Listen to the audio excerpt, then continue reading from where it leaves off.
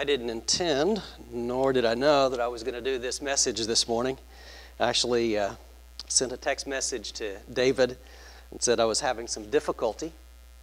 And it wasn't that I couldn't get here in time. It was that I was just having a difficult time with this message. But it's something I feel like I must do. And it may be for me more so than for you. If that's the case, I apologize. Hope you'll be gracious to me.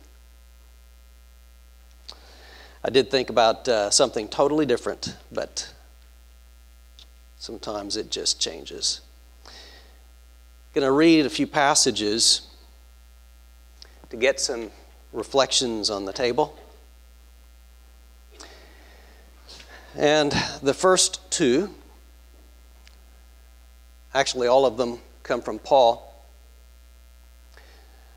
Paul describes the resurrection appearances and how Jesus appeared to over 500 people who are still alive and could be questioned, interviewed. And so the question about the truthfulness of the resurrection was something he was taking on. But as he describes these people that he appeared to when Jesus came back from the dead, Paul says, last of all, as to one untimely born, speaking of himself, Jesus appeared to me. For I am the least of the apostles, unworthy to be called an apostle, because of my past, because I persecuted the church of God. But by the grace of God, I am what I am. And his grace toward me was not in vain. On the contrary, I worked harder than any of them. Who's them? The apostles. Out of all of that elite group, Paul dwarfed them in terms of the work he did because of this grace Paul believed he didn't deserve. Though it was not I, but the grace of God that is with me, whether then it was I or they, so we preach, and so you believed. So Paul knew what it meant to be indebted to grace, and that's what drove him. As he wrote the second letter of Corinthians to the Corinthians, he says, I want you to know, brothers, about the grace of God that has been given among the churches of Macedonia. For in a severe test of affliction, their abundance of joy and their extreme poverty have overflowed in a wealth of generosity on their part. They have given, and they have given not out of the overflow, but they have given from their poverty. They've dipped into what they need, and they've taken for what they themselves need to give to others. For they gave according to their means, as I can testify, and beyond their means, of their own accord. There was something inside of those believers that caused them to want to give more than they were capable of giving. He says they were begging us earnestly for the favor of taking part in the relief of the saints, and this, not as we expected, but they gave themselves first to the Lord, and then by the will of God to us. He said not only did they do something, not only did they contribute, not only did they give, but they gave of themselves out of their poverty, and they saw it as though we were giving them a favor by letting them give. There was something inside of them that just caused them to want to give. And so I want to reflect with you this morning about the most difficult words you can say. The two most difficult words to say. Now, just listen to this. I'm sorry. Isn't that difficult to say? I'm sorry. You've never said it. Sometimes when I don't say it quick enough, somebody says, you're sorry. And that's difficult. You have to swallow some ego to be able to say, I believe I am wrong. That's difficult. But that's easy to say compared to the two words I want to put before your attention. Those are not the two most difficult words. They're easy compared to these two. But I want to get into this by letting you see and hear something. Now, I don't know if you can see that well, but I got a new app for texting, and it's called Signal. I like Signal. And so I was surprised whenever, you can't see this, but it says basically Charles Seibert is on Signal. In other words, one of your contacts, Charles Seibert, has this app as well. I got that message. Now that struck me. That struck me because I got this message a few days ago. But on July 11th, 2012, Charles died. So it jolted me a bit. Charles? It's been a long time since I had a text from Charles. Well, apparently, somebody has gotten his number and his name. I just can't take it out of my phone. And I accidentally, maybe the Lord's just messing with me, because I also accidentally came across this phone message I'd like for you to hear. First stage message sent Wednesday, December 7th, 2011 at 9:06 p.m. Central Time. Hey, Randy, this is Charles. Since I had to miss most of Monday and all of yesterday in my office, I had a full schedule of meetings and phone appointments and conference calls and so on today. And so I really didn't have a break in the action. I had another transfusion today, and then I've got 3 medical procedures tomorrow, including a surgical procedure to put in a permanent catheter in my chest for use in doing periodic plasmapheresis, since that's really our only tactic of defense left. Anyway, that's most of my day tomorrow. And then Judy and I are flying out of here Friday morning to go work with a church at Topeka, Kansas for the weekend. So I just wanted to use this opportunity to try to get with you and have that phone visit.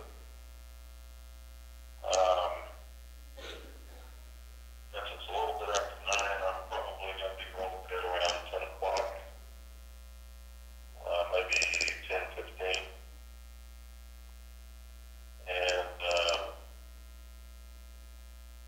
so if you get a chance and want to call tonight, that's fine. I should be available tomorrow night. And but the point is, I will try to be available whenever you can be. And I look forward to talking to you. Thanks for your friendship. Bye-bye.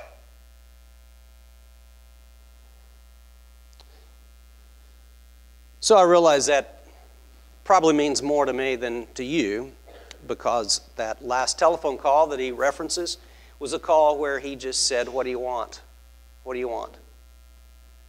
Tell me what you want. And so here's a man who's dying, who's going through a bone marrow transplant. who's got a lot of pain, who tells me the only reason he's going through these treatments is because his family needs him to. He's really ready. But he is dying. And he puts in a hard day of work. He calls me at 9 o'clock at night. And even though he's put in a hard day of work, probably till about 9, and will probably do so the next day, 3 medical procedures as well, still making a trip to care for churches, all of that. And yet, notice, it's not, I'm dying. When are you going to call me back? Have you been here? But rather, this individual who is dying is accommodating my schedule. The point is, I will make it whenever it's good for you. I think of Charles. You can't see this well. I wish you could see a non-blurry close-up of his face, but he's smiling. He's smiling. It's amazing to me that he smiles as he's dying and as he's going through significant pain with these bone marrow transplants and all that he went through medically. Whenever I think of Charles, he was a person also who was legally blind, and yet he helped me to see. Here is what's the most difficult thing for me to say. Thank you. How can you tell somebody, thank you, when the words just aren't enough? When you have received something from them so valuable that you didn't deserve. And yet you look at them and you say, thank you. Charles was also my doctoral professor. He was one who hoped in me whenever other people didn't. Whenever I got fired for the 3rd time as a preacher, and others walked out, he walked in.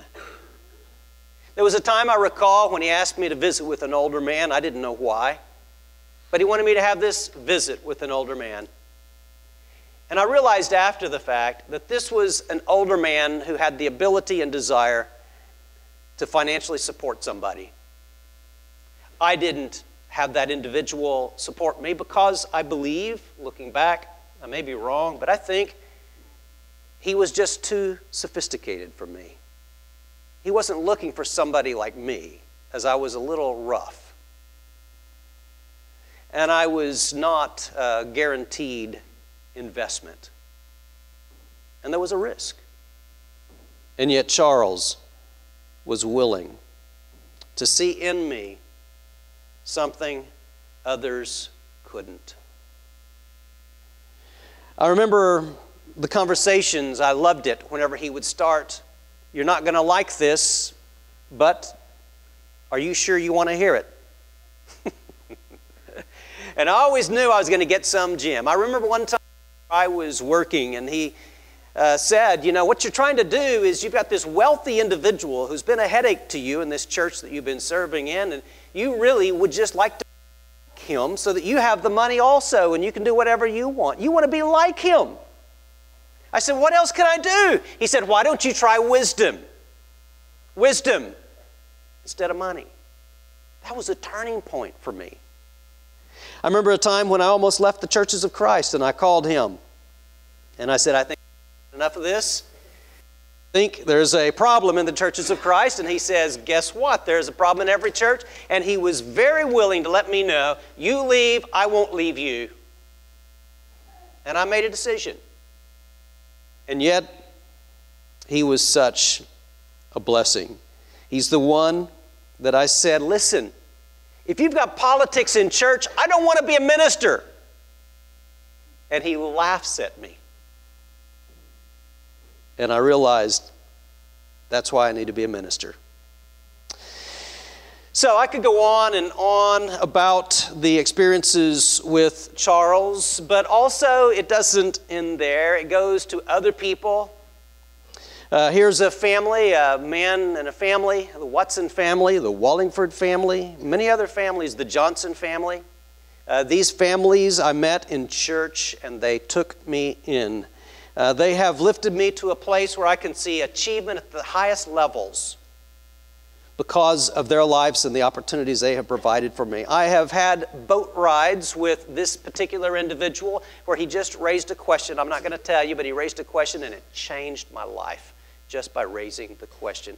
I remember whenever I would struggle about my own inability and insecurities. And I remember one time whenever he looked at me and he just laughed in an insulting way right in my face because of how sorry I was feeling for myself. And he was so helpful. I remember one time whenever I preached a funeral for somebody, and he gave me some feedback I didn't want right afterwards that has altered the way I do every funeral since. I owe my teeth to this family. I owe my teeth to these people. He saved friendships. When I came to Harding University, he didn't want me to, but he was willing to bless me. I think about the Johnson family. I think of my own life whenever I was headed 100 miles an hour the wrong direction. And I was about to crash, but I didn't know I was about to crash. You ever been in the wrong direction? You ever been going in the wrong direction fast? I mean fast, real fast. And you don't know you're going in the wrong direction. You think the problem is you need to speed it up, but you don't know how to speed it up any faster than you're already going. And so you crank this thing. You're going 100 miles an hour the wrong direction. I mean, I was like nose diving. And a guy named Bill Johnson, and Bill Johnson, his son, intervened and was able to help me see that I was about to crash.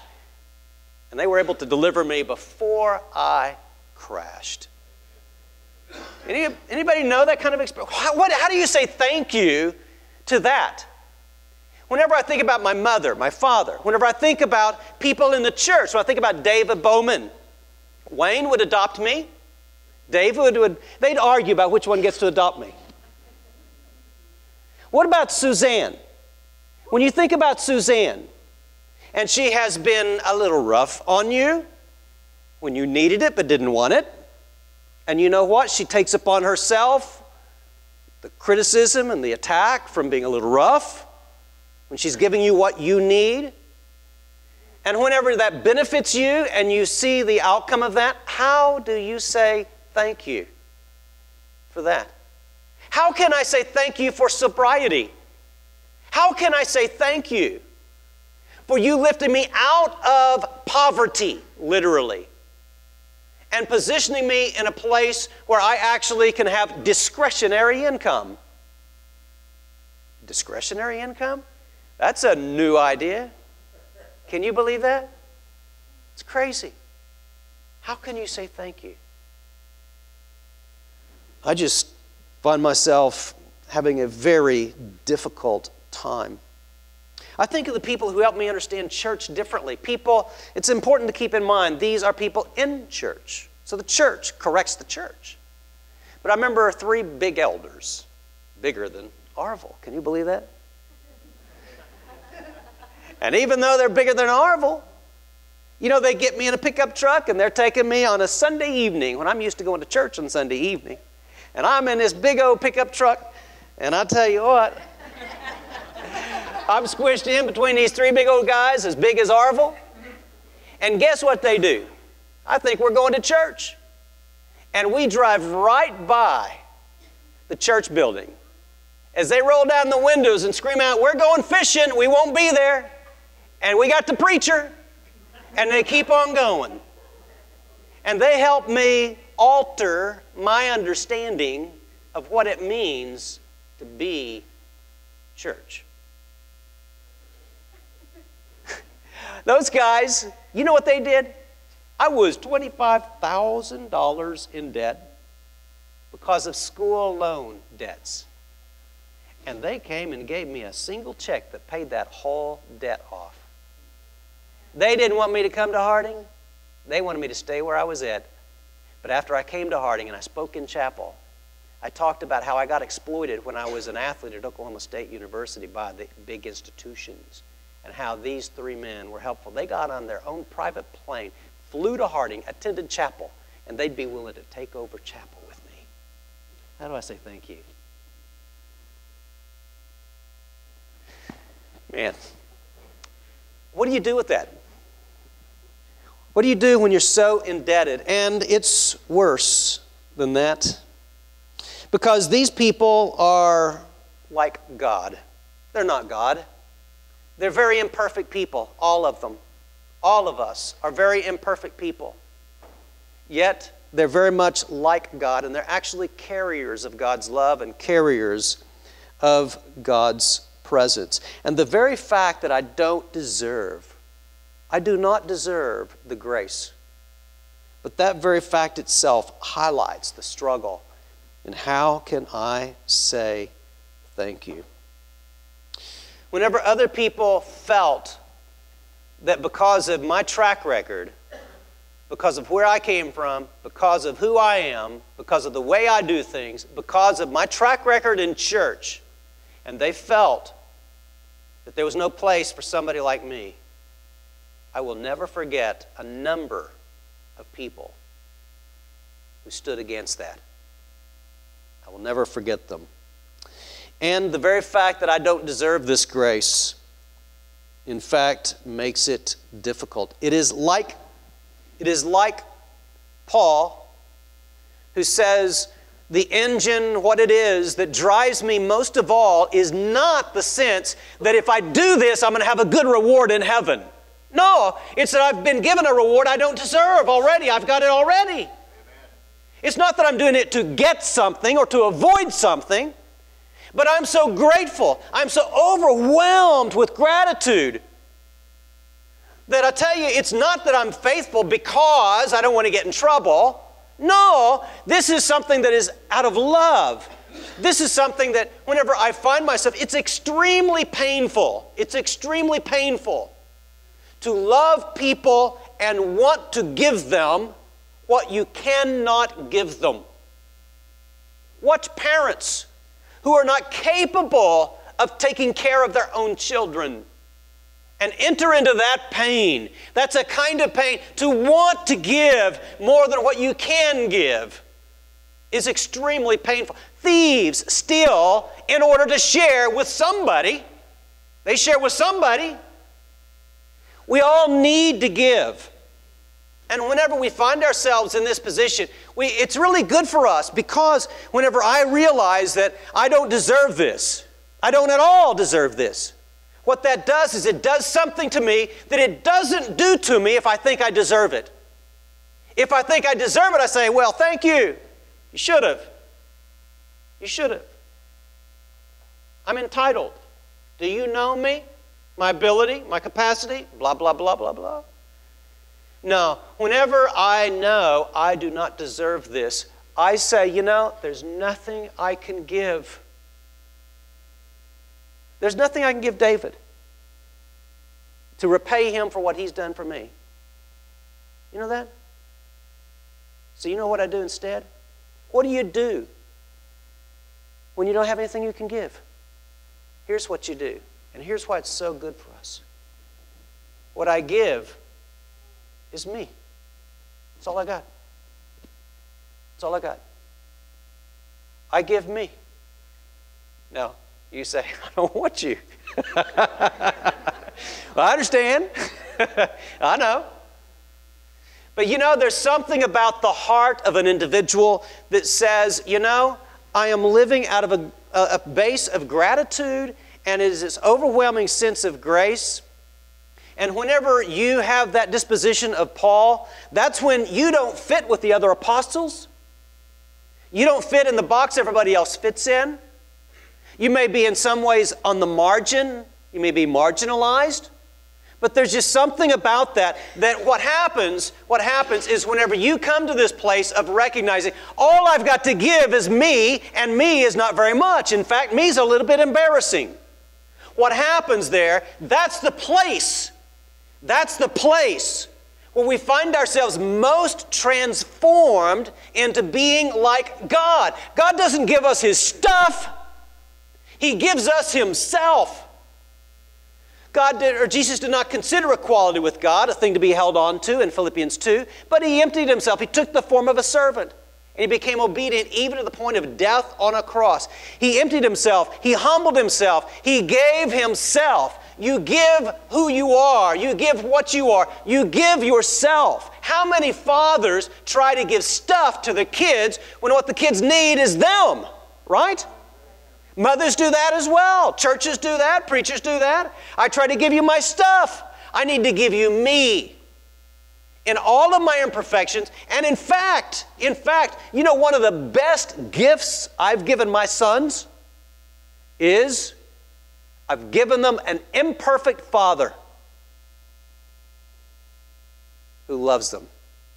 And I'll guarantee you, they have married daughter-in-laws that I will say on the surface are perfect, but they know I'm lying.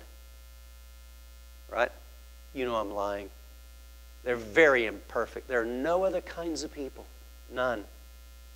And to have the grace of receiving and giving to imperfect people, that is where we experience the perfect love of God. And that is where, that's the place where we are being transformed to be like God. And so, somebody like David, Wayne, Suzanne, Arvel, Karen, we could mention several people in here, right? It's dangerous to mention anybody because there are so many you could mention. The real gift they've given us by giving us what we don't deserve is that they have triggered our desire to give back to them something we can't. We end up giving ourselves, and in that process, what they're really giving us is deeper transformation into becoming more like God. That's who we're becoming. People in His image. So, I would close my reflection here with just saying thank you so much. I am deeply appreciative for this church, for your ministry and ministries, and I'm also grateful for what you've given to me. It is absolutely tremendous. Let's pray together. God, thank you so much that in every single prayer, it seems like we always, almost always hear those words, thank you. What do we do when words are not enough? It's interesting to listen to what people say when we say thank you. It's tough even to respond to that, even on the other side of it. What does your welcome mean? No problem. My pleasure. Those kinds of things signal to us that somebody else believes in us, invests in us, takes a risk on us. I'm grateful to you for that. Please, please, make the driver of our hearts and the direction of our life not attempting to get something, but in fact, let it be the gratitude of knowing what we already have, and may that change us to be givers in ways that produce this exponentially, in a way that never stops, all across the world. It's in Jesus' name we pray.